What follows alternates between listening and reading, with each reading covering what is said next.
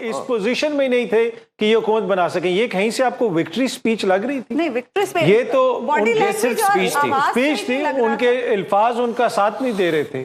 अब ये वही लोग हैं जिन्होंने 2 साल के दौरान यहाँ पे आइन का, कानून का, हर चीज का तमस्खर उड़ाया। इन्होंने क्या किया 2 साल में मुल्क की इकोनॉमी के साथ? आज ये कह रहे हैं कि उन सबको मैं इकट्ठा कर रहा हूं और हम जख्मों पे मरहम रखेंगे। भाई आप तो निश्तर लगाते रहे आइन पे। आप लोगों ने तो 2 सूबों में इंतखाबात नहीं करवाए। ये जो पंजाब में निगरान बैठे हैं, वफाक में निगरान बैठे हैं, वो भी आप लोग लगा के गए थे। और अब ये दोबारा वो PDM2 की, जिस तरह हबीब साहब भी फरमा रहे थे, उस टाइप की हुकूमत बनेगी। लेकिन जो मेन क्वेश्चन अभी है कि ये अवाम के मेजॉरिटी वोट लेके नहीं आए, तो वो जो पोलराइजेशन है वो मसला तो वहीं का वहीं पे है। उसका ये एक हल निकालने की कोशिश करेंगे, वो भी मैं आपको बता देता। अच्छा, वो क्या? वो हल ये निकालने की कोशिश करेंगे कि ये तहरीके इंसाफ को मैसेजिंग भेजी जाएगी कि आप KPK रख लें, आप KPK रख लें, हमें वफाक में तंग ना करें। ये मैं आप और ये राब्ते शुरू हो तो KPK में तो ऑलरेडी वो मेजॉरिटी में, वो मेजॉरिटी नहीं, KPK का तो इशू ही नहीं है। KPK में तो पाकिस्तान तहरीक इंसाफ के आजाद उम्मीदवार इशू तो इस वक्त वो तो बहुत ही वाज़ेह अक्सरियत के नहीं, वो तो देखे ना पूरे मुल्क में भी अगर वो बना लेंगे हुकूमत आइन और कानून के मुताबिक, तो बिल्कुल आप दुरुस्त फरमा रही हैं। लेकिन आपको पता है कि जिस तरीके से पहले भी यहाँ पे हुकूमतें बनती हैं, वो आज़ाद हैं, अभी भी वो इधर जा सकते हैं, उधर जा सकते हैं। तो ये उनको मैसेज भेजा जाएगा कि आप KPK के अंदर हुकूमत रख लें, लेकिन उसमें भी कुछ कहीं पे हो सकता है कि इनका आपस में इख्तलाफ हो जाए।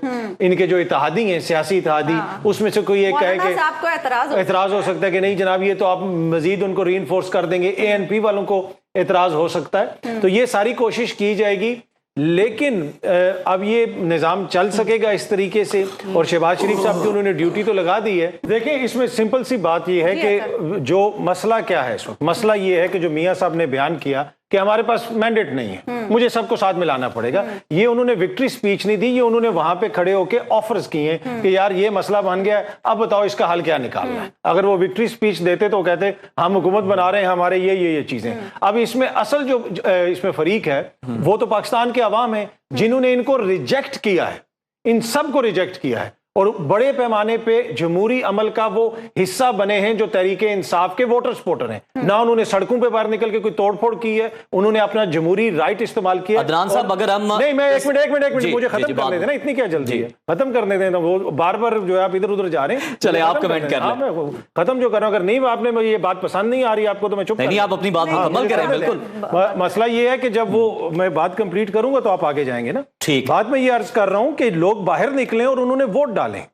अब जो सियासी जमातें होती हैं, उनका वोटर सपोर्टर जो है वो अपने वोट के जरिए फैसला करता है। उसने वाजे तौर पे फैसला कर दिया है कि हमने बाहर तोड़फोड़ नहीं करनी, हमने वोट के जरिए, ये हमारी जमात है, उसको हमने मैंडेट दे दिया। तो अब मियाँ साहब जो मर्जी करते रहे, उनके इत्तेहादी जो मर्जी करते रहे, इस्तेकाम तब तक नहीं आएगा जब तक अवाम का बड़ा हिस्सा उनके साथ नहीं होगा, जो इस वक्त नहीं है। और साथ मिलाने से ये कोई फर्क नहीं पड़ेगा। मौलाना को साथ में, वो मौलाना जो अपना हल्का नहीं जीत सकते, पशीन से जाके जीते हैं, वो मुल्क के मसाइल हल करेंगे और वो अवामी उमंगों की तर्जमानी करेंगे। मेरे ख्याल में सोचने की जरूरत है। मियाँ साहब ने ऑफर अच्छी की है, लेकिन सबको बैठ के तमाम जमातों को फैसला करना। अगर हम PTI की स्ट्रैटेजी की बात करें तो फिर PTI क्या करेगी सारे सिनेरियो में?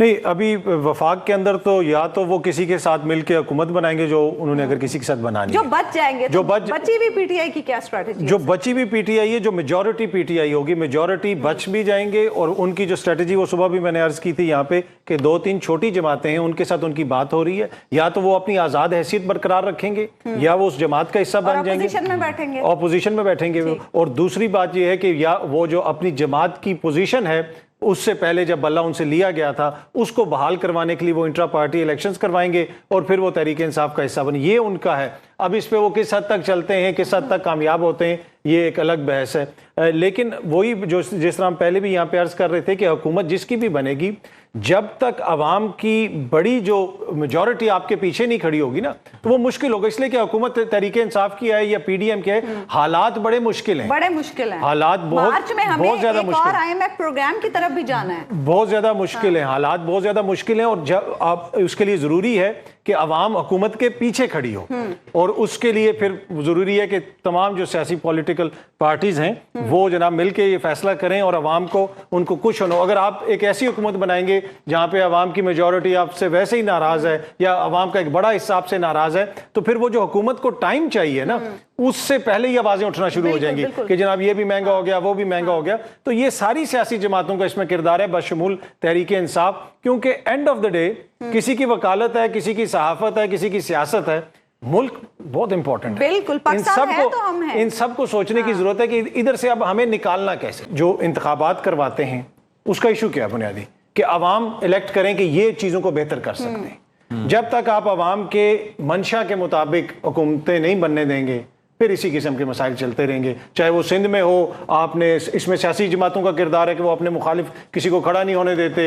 किसी जगह पे क्या हो जाता है, हमने 75 सालों में देख लिया ना, सारे फार्मूले आजमा लिए, सारे हमने फाइनेंस मिनिस्टर भी आजमा लिए, बाहर से भी हम फाइनेंस मिनिस्टर लेके आए, किधर खड़े हैं हम इस वक्त? तो हम क्यों नहीं रियलाइज कर रहे कि हम कुछ ना कुछ गलत कर रहे हैं? सेम फार्मूला दोबारा अप्लाई करके बेहतरी तो नहीं आएगी। अदनान साहब, अब हमें किसी नए मॉडल की तरफ जाना चाहिए। वही ना, सेम चीज। दूसरी ऐसी जमात कौन सी है, छोटी जमात, जिसके साथ ये आज़ाद उम्मीदवार मिल सकते हैं और बाद में जो मखसूस नशिस्तें हैं उनमें भी अपना हिस्सा बकदरे जुस्सा हासिल कर सकते हैं? देखिए, मुझे ज़ाती तौर पे नहीं पता कि दूसरी कौन सी जमातें, पर इनकी जो लीडरशिप है वो 2 से 3 ऑप्शंस की बात करती है। और फिर उसमें मजलिस वादत मुस्लिमीन का इन्होंने नाम लिया, अलामा नासिर जो हैं, राजा नासिर साहब, उनकी मुलाकात भी हुई वानी चेयरमैन से जेल में। तो उससे जो चल रही थी सारी खबर, उसको मजीद तकवीयत मिली। तो अब दीगर उनके पास कौन से ऑप्शन हैं? माजी में जो शेरानी ग्रुप है उनके साथ भी उनकी बातचीत होती रही। जिस वक्त ये वो तहरीक इंसाफ नजरियाती से वो ले रहे थे, उस वक्त भी 1-2 और जमातों से बात हो रही थी, पर उस वक्त ये कहा गया कि क्योंकि वो बल्लेबाज का निशान है तो वो सूट करता है, तो उनके साथ करीब तरीन है, करीब है, तो इस वजह से उनके साथ वो नहीं गए। अभी देखें ना, गौर साहब इस सारे एक्शन में मिसिंग है। उनकी जमात ने मेजॉरिटी ली हुई है, और वो जिनकी मेजॉरिटी दूर दूर तक कोई ताल्लुक नहीं है, वो स्पीचेस कर रहे हैं, और गौर साहब गायब हैं। तो मैं जब कहता हूं ना कि चेयरमैन, बानी चेयरमैन की पीटीआई अगर इधर है तो बैरिस्टर गौर साहब की पीटीआई उधर है, उनको कुछ समझ ही नहीं आया। आपने ये नहीं कहा था कि उधर, आपने कहा था इधर उधर, पता नहीं, रीजन बीइंग की जो उनकी कमजोर लीडरशिप क्वालिटीज है ना, वो इस वक्त नजर आ रही है। अगर नून लीग का वजीर आजम नहीं होता तो, और नून लीग अगर इसमें नहीं होती, तो फिर जो है पीपल्स पार्टी से वजीर आजम हो सकता है। पर उसके लिए जो दूसरा फार्मूला है, ये भी मैं आपको बता दूं, फिर उसमें से 30-35 आजाद नहीं जाएंगे, फिर एक पूरी कोलेशन बनेगी। फिर वो पूरे 70, 75, 80 वो सारे के सारे उधर जाएंगे।